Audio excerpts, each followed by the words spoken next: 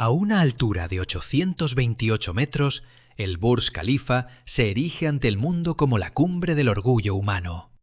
Pero hoy, usted y yo vamos a desvelar lo que se oculta bajo esa lujosa fachada de cristal, donde reside una amarga verdad. La aguja superior de 244 metros está deshabitada. Sus cimientos están sumergidos en aguas subterráneas que a solo 2,5 metros de profundidad multiplican la salinidad del mar. Las autoridades aprobaron de urgencia un presupuesto de $8.160 millones para cavar túneles que salven la infraestructura de las inundaciones. Un sistema de protección catódica debe funcionar sin descanso para evitar que la corrosión devore el glamour exterior. Dubái ya no progresa. Se están gastando miles de millones de dólares al año solo para aferrarse a un símbolo que drena sus recursos sin piedad. Si le cuesta creerlo, acompáñeme a retirar las capas de las ruinas subterráneas que sostienen al edificio más alto del planeta. Contemplemos el Burj Khalifa, con sus 828 metros de altura y un coste de $1.500 millones. Es una ilusión magnífica, un monumento a la codicia erigido en la arena. ¿Y si le dijera que esta lujosa caja de cristal es solo una gigantesca campaña de marketing? Hablamos del núcleo del grupo Emaar Properties, una maquinaria especulativa de succión financiera global. Dubái ha operado bajo una filosofía urbanística extremadamente temeraria. La consigna siempre fue edificar la superficie primero y ocuparse de las alcantarillas y los cimientos después. Todo debía lucir impecable ante las cámaras de televisión y las portadas de las revistas. Compraron una prosperidad artificial a golpe de récords mundiales para camuflar unos cimientos insostenibles. Pero ocurrió lo inevitable. La crisis financiera del año 2008 derramó un cubo de agua helada sobre tanta euforia, dejando al proyecto al borde de la quiebra absoluta. Para salvar el orgullo nacional, el emirato vecino de Abu Dhabi tuvo que inyectar una ayuda de emergencia de $10.000 millones. Por supuesto, nadie regala nada, y el precio político no tardó en cobrarse. El rascacielos tuvo que ser rebautizado como Burj Khalifa, abandonando el nombre de Burj Dubai para honrar al gobernante de Abu Dhabi. Un trago amargo para el orgullo local. Antes incluso de inaugurarse, el mayor emblema de la región ya sobrevivía gracias al oxígeno financiero de otros. Este crecimiento vertiginoso ha generado una de las densidades de población vertical más brutas del planeta, pero desconectada por completo de la capacidad real de su red subterránea. Una estructura de 500.000 toneladas de peso aplasta los cimientos de arena suelta. Esa es la factura que se paga cuando crees que el dinero puede aplastar las leyes de la física. Al enfriarse el flujo de capitales, los costes devoran el proyecto. Nos topamos con una maquinaria operativa que roza su límite de seguridad. Al observar de cerca el urbanismo moderno, me pregunto si no estaremos abaratando la seguridad a largo plazo solo a cambio de un puñado de fotografías espectaculares para la prensa. Un icono resucitado gracias a una deuda de $10.000 millones. ¿Es realmente un milagro financiero o tan solo un carísimo truco de magia? Les invito a dejar sus reflexiones sobre este asunto en los comentarios. Sin embargo, les advierto de que las deudas sobre el papel no son lo peor. Justo ahora, bajo el ardiente suelo del desierto, se libra una batalla química silenciosa que está carcomiendo la base misma de esta colosal estructura. Mientras arriba brillan el cristal y el acero templado, abajo se libra una auténtica batalla química. Olviden metrópolis como Nueva York o Tokio, donde los rascacielos se anclan a roca sólida y firme. El Burj Khalifa descansa sobre arena suelta y rocas sedimentarias sumamente blandas. Para colmo, las aguas subterráneas del desierto fluyen a una profundidad ridícula, de apenas 2,5 metros a 3 metros de la superficie. Y no se trata de agua dulce. Al estar junto al Golfo Pérsico, este caudal posee una salinidad brutal, saturada de iones de sulfato y cloruro que superan de largo las concentraciones del agua marina. Un veneno corrosivo para el hormigón que oxida y deforma el acero interno. A nivel molecular, los sulfatos devoran el aluminato del cemento, generando etringita, un mineral que agrieta el hormigón desde sus entrañas. Para sostener un peso de 500.000 toneladas, se hincaron 192 pilotes de fricción de 50 metros de profundidad junto a una losa de cimentación de 12.500 metros cúbicos de hormigón. Todo este bloque permanece sumergido en un foso corrosivo y ácido. ¿La solución de los ingenieros? Implementar una protección catódica por corriente impresa que funciona las 24 horas del día, los 7 días de la semana. Mediante una rejilla de titanio que inyecta corriente al acero, cambian la dirección de la corrosión. ¿Qué pasaría si este sistema de protección se apaga? La degradación del hormigón armado se iniciaría al instante, pero si el voltaje sube demasiado, surge la fragilización por hidrógeno, volviendo quebradizo el costoso acero bajo la inmensa carga del edificio. Dubái se ve obligada a costear auditorías de erosión constantes y un estricto monitoreo de tensión eléctrica durante 100 años. Es como cabalgar a lomos de un tigre de corriente eléctrica. ¿Estaría usted dispuesto a invertir millones de dólares para vivir en una torre de 828 metros sabiendo que su vida útil pende de un enchufe que jamás puede apagarse?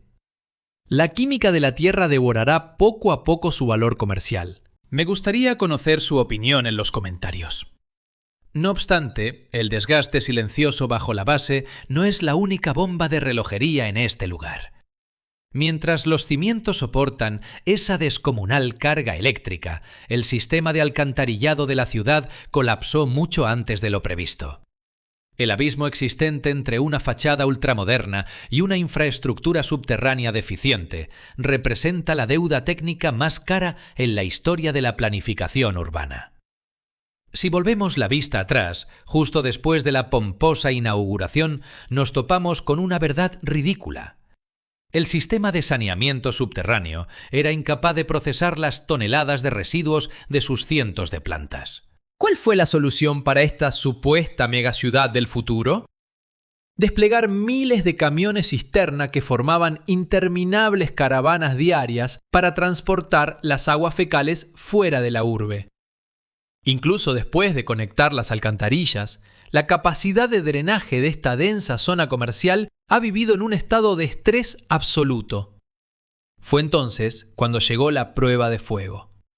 En abril de 2024, la peor tormenta registrada en 75 años azotó el Emirato. Toda la planificación urbanística, diseñada bajo la tonta premisa de que en el desierto nunca llueve, se vino abajo de golpe.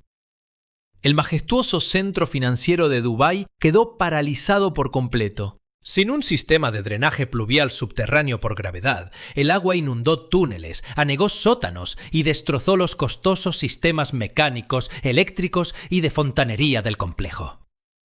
Un precio astronómico por dar prioridad a la estética exterior frente a las redes subterráneas básicas.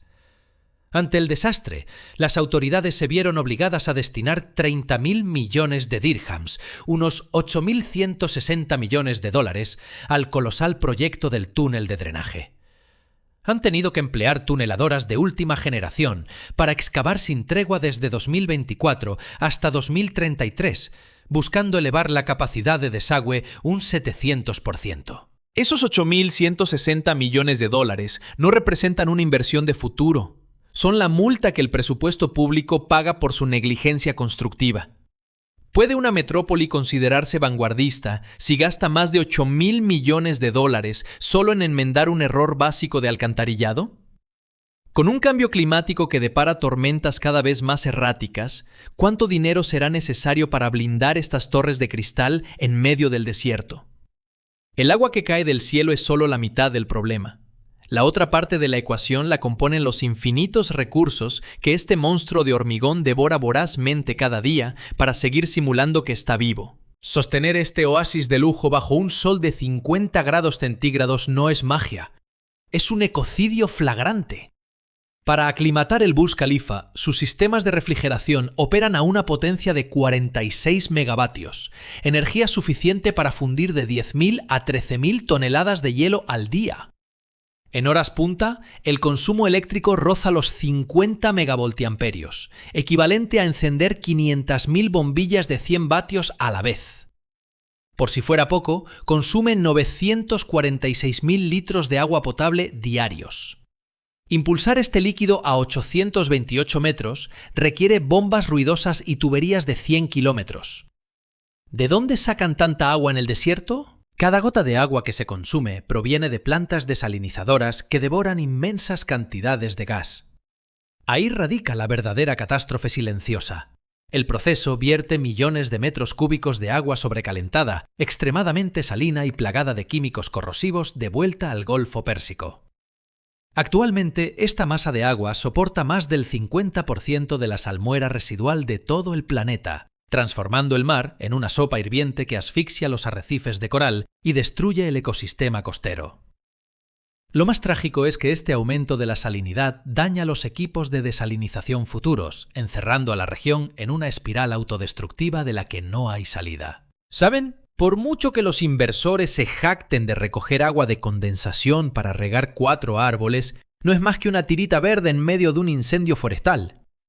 Hoy, ustedes y yo, vamos a desvelar lo que realmente se esconde detrás de esta fachada. Los lujos desmesurados de esta torre se pagan con la degradación ecológica de toda una región.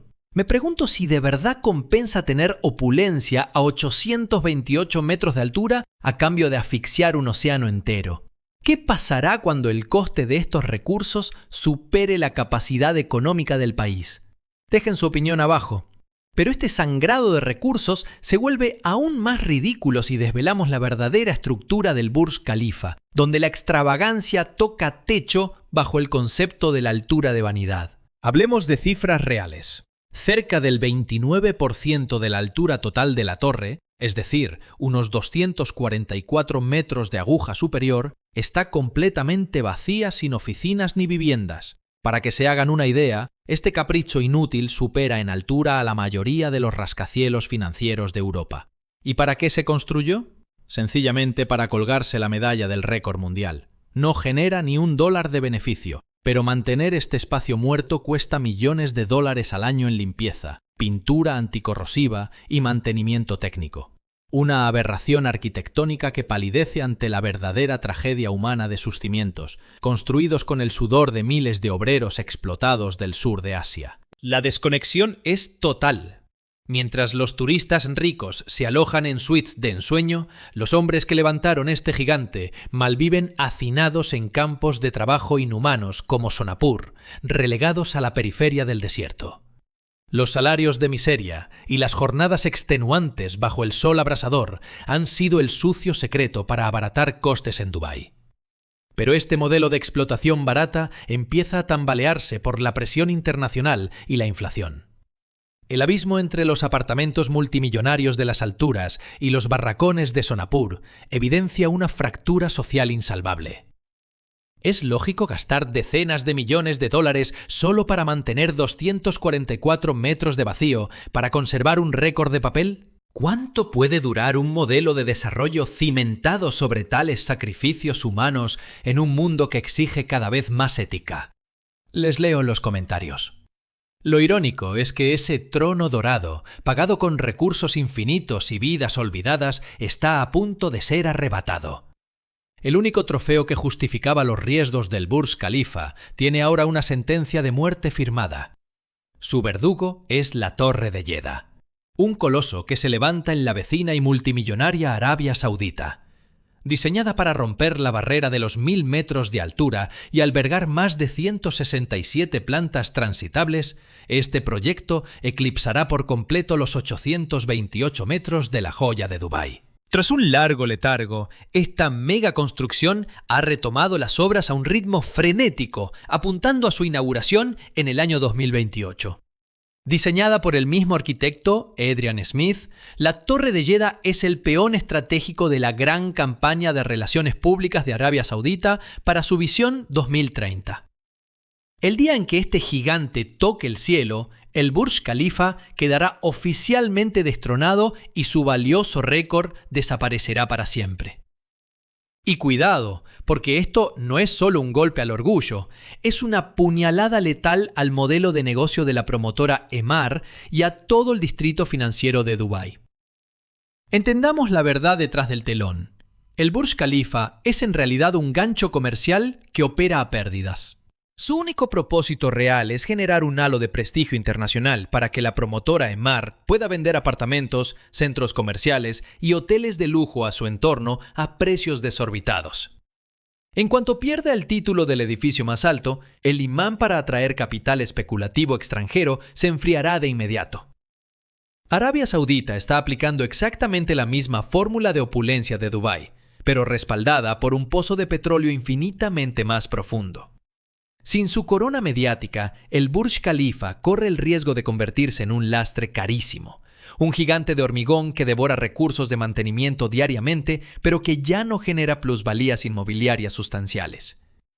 ¿Qué haces cuando tu único valor es ser el más alto y alguien te supera? ¿Podrá Dubái inventar una nueva ventaja competitiva? ¿O tendrá que contemplar de brazos cruzados cómo le arrebatan la corona en su propio desierto? Déjennos sus comentarios. Es aquí donde entra en juego la falacia del coste hundido, transformando este hito en una pesadilla financiera. Riesgos geotécnicos, infraestructuras al límite, desastre ecológico y la sombra de nuevos rivales se alían para empujar a Emaar al abismo. Abandonar el edificio es impensable, por orgullo patrio, pero mantenerlo es una ruina. Tras más de 15 años de funcionamiento, los sistemas eléctricos y mecánicos, los cristales especiales contra tormentas de arena y, sobre todo, el crucial sistema de protección catódica subterránea ICCP están entrando en una fase crítica de envejecimiento.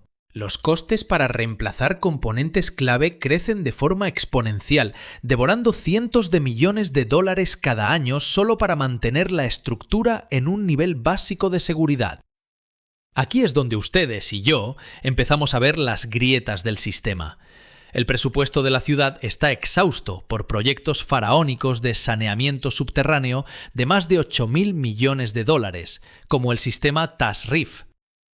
Los residentes sufren gastos de comunidad abusivos y subidas constantes en la luz y el agua para compensar la costosísima desalinización marina. Mientras tanto, el ecosistema del Golfo Pérsico agoniza, asfixiado por millones de metros cúbicos de salmuera altamente concentrada que se vierten a diario de vuelta al mar. El Burj Khalifa no va a venirse abajo mañana por fallos de ingeniería, pero ya ha dejado al descubierto el colapso filosófico de un modelo de urbanismo basado puramente en la ostentación.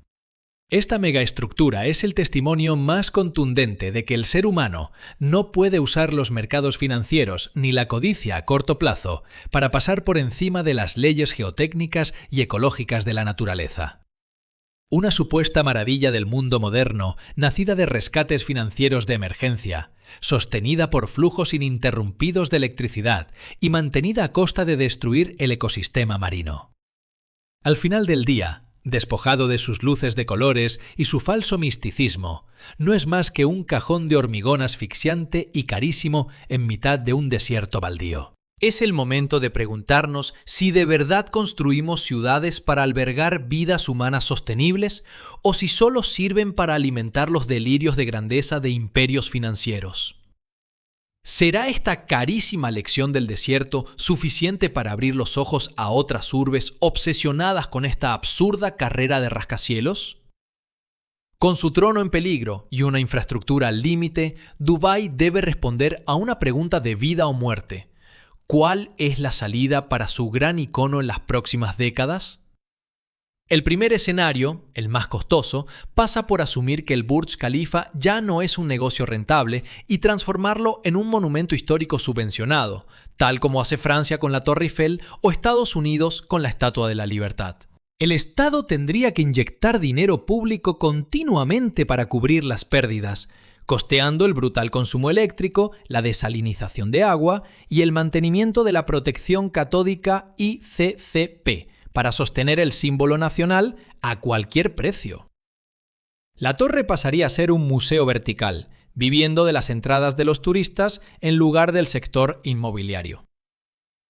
La segunda opción es una reestructuración ecológica extrema. Dubái se vería obligada a gastar miles de millones de dólares en desmantelar y sustituir sus obsoletos sistemas mecánicos y energéticos por tecnologías limpias, cubriendo la fachada con paneles solares de última generación y optimizando al máximo los sistemas de filtrado de agua de ciclo cerrado. No obstante, intervenir quirúrgicamente una megaestructura de 500.000 toneladas cimentada sobre aguas subterráneas altamente salinas es un desafío sin precedentes en la ingeniería mundial. Y luego está el peor de los escenarios: la fuga masiva de capitales hacia Arabia Saudita u otros centros financieros emergentes. Con una tasa de ocupación por los suelos y unos costes de comunidad prohibitivos, los inquilinos huirán, dejando gran parte del edificio vacío, convertido en plantas fantasmas suspendidas entre las nubes. Un esqueleto gris que verá pasar de largo el progreso mundial. ¿Inyectará Dubái miles de millones de dólares para rescatar un monumento obsoleto? ¿O aceptará que se convierta en una carísima lección de historia? Si ustedes y yo tuviéramos en nuestras manos el destino del urbanismo moderno, ¿qué solución elegiríamos para salvar este coloso de cristal de 828 metros de altura? El declive del Burj Khalifa no es solo la caída de un rascacielos o de una metrópolis desértica. Es el reflejo más crudo de la soberbia humana contemporánea, donde la imagen mediática prima sobre la seguridad colectiva a largo plazo y donde se cree que el dinero puede comprar las leyes de la geología. Cuando el capital se marche y los récords sean superados por otros, las deudas técnicas acumuladas, el daño ambiental irreversible y la insoportable factura de mantenimiento exigirán inevitablemente un pago justo y definitivo.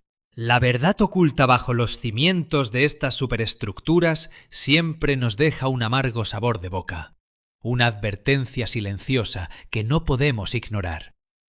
No se puede construir una base sólida sobre espejismos de grandeza. Hoy os planteo una pregunta incómoda.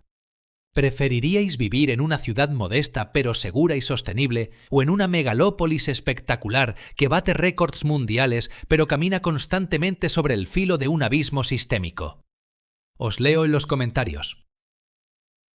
Si este reportaje os ha abierto los ojos y os ha mostrado lo que se esconde tras el brillo superficial, os animo a darle a me gusta y compartirlo. Suscribíos y activad las notificaciones para no perderos la próxima investigación.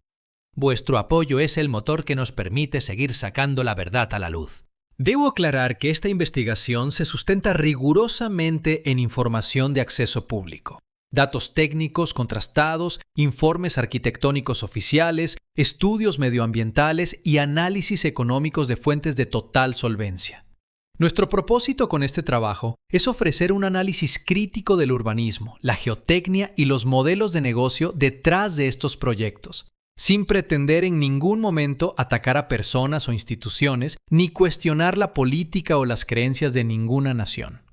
Cada imagen y fragmento documental se incluye bajo los principios del derecho de cita y el uso legítimo con fines estrictamente educativos, analíticos e informativos.